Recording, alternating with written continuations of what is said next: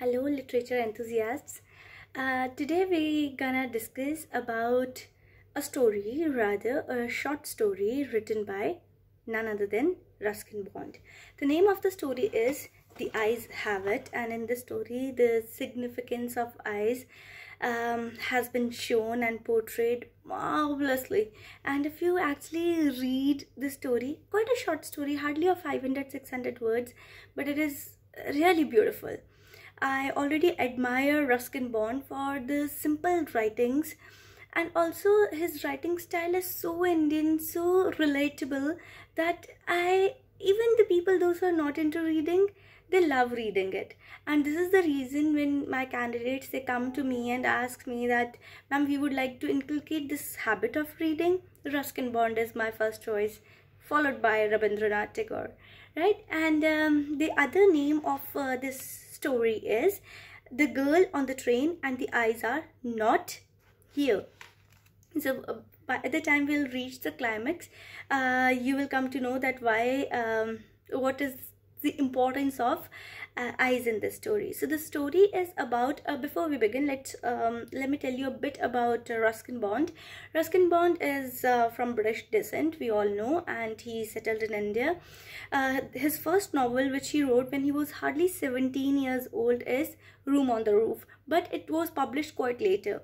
Also, if you read Ruskin Bond, right, because he's based, earlier he was in Dehradun and now he's residing in Mussoorie, where there is a shop, right, a bookstore where he sits, and it is a dream of mine to one day to just go there and get his autograph. He's now quite old, so God forbidden, before anything happens to him, I really would like to meet him once.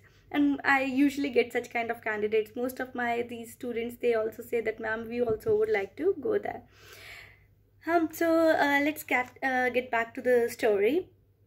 So the story is about a narrator. It is written in first person, and the person is telling you the story. He says that I'm a blind person. He declares this thing in the beginning of the story, and he says that I only can differentiate between light and darkness, and I'm sitting in a train. I'm going to Dehradun.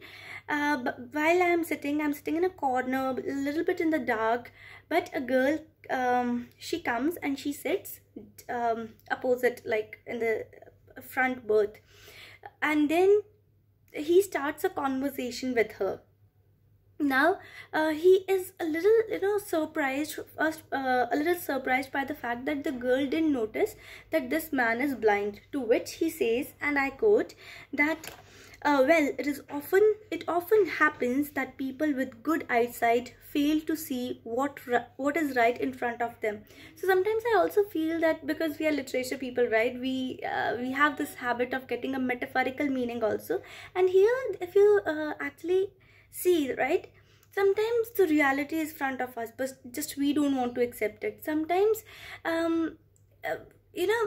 or otherwise we are way too distracted. So he feels like that the people, those who have all the five senses, they are so distracted with them that they are not focused. And while, because he can't see, so of course he is noticing every single sound, every single touch, every smell, right? So this thing is over there.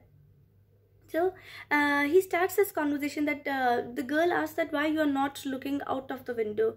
So he then starts explaining that, see, wow, it's so beautiful outside. And the girl says that, yeah, it is. And then he compliments the girl also, because he is getting this vibe, this sense that the girl must be beautiful. And in case you call anyone beautiful, right, the other person definitely takes the compliment and appreciates it. So he just throws this fast one on the girl that, okay, you're so pretty and all. So the conversation goes on. He asks her that, where are you going? And the girl replies that I'm going to Saharanpur, where my aunt is residing. So for 2 to 3 hours she stays in that particular compartment, and they get indulged into this beautiful conversation where they are actually explaining the things which are outside, right, from the window, what they can see. The trees are moving, and then before she is about to leave, he just notices the beautiful fragrance that tantalizes him, that wow, how beautiful she would be, how beautiful she would have looked, right? In case, like, had God given me the eyes, I would also have been able to see her, to actually appreciate that beauty. So but then she just leaves the train, and her station comes, she goes. Now the other person, the other passenger, the other traveler, he comes and he boards the train, and he sits on the seat where the girl was earlier sitting. And then this blind man, he asks this traveler that, wow, that girl was right, whether she was tying, she had tied her hair, or whether her hair were open. So he says that although the girl was very beautiful, she was really pretty, I actually but I couldn't notice her hair because I could only notice her eyes. The eyes were very beautiful, but unfortunately she was blind. Now here, see the climax, the suspense, it's so good, no? So here the concept comes that it's not that we can only appreciate the life only if we have a particular things, or whatever you want to call it with us. It is also about appreciating just what the other people are telling us. So there are so many themes, but the two themes which I would like to share with you, that the poetic devices also, you can take it in some way. It is the irony and the satire. See the irony, both of them, they are just thinking that the other person can see, right? But none of them can. Still they enjoyed that journey. This is the beauty of life, and this is the beauty of Ruskin Bond's writings, and that's why he won Sahitya Academy Award. He has won so many awards. And if you would like, you can read Room on the Roof, quite a beautiful story. Other stories, and other stories like this one, Our Trees Still Grow in Dehra. Marvelous, beautiful stories. So this story was actually published in Contemporary Indian English Stories. So there are some questions which they can ask you even in the UGC net, and otherwise also this particular story is part of Punjabi University syllabus, part 1. It is part of compulsory English or the communication skills.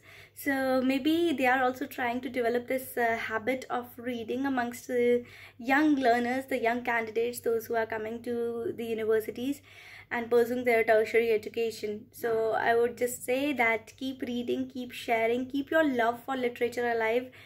God bless. Take care.